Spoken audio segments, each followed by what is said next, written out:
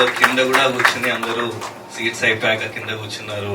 పెద్దవాళ్ళు, women, men, పిల్లలు, చిన్న పిల్లలు అందరూ అసలు ఎంత ఎంజాయ్ చేశారు, నవ్వారు, టెన్షన్ పడ్డారు, షాక్ అయ్యారు, సర్ప్రైజ్ అయ్యారు, క్లైమాక్స్ లో కన్నీళ్లు పెట్టుకున్నారు.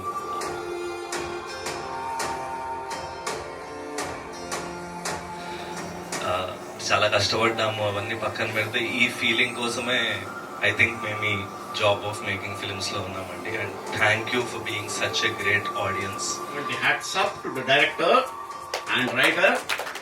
ఆ క్యారెక్టర్ లో ఒక నిజమైన కొడుకుగా సుహాస్ అల్లరి చిల్లరగా ఉంటాడేమో అనుకున్నాము, కానీ నిజంగా హ్యాట్స్ ఆఫ్. భవిష్యత్తులో ఇతను అతను కమలహాసన్ అయినా ఆశ్చర్యం లేదు. అలాంటి ఖచ్చితంగా ఇది అందరిలో జరిగేదే.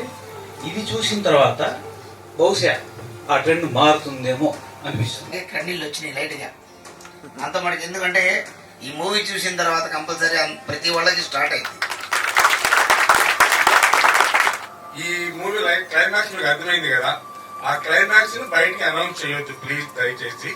అందరూ చూడాలి అని చాలా కష్టపడుతున్నాము. సో మీ సహాయం కూడా మాకుంటే మాకు సక్సెస్ వస్తుంది. And thank you very much on behalf of our thank you.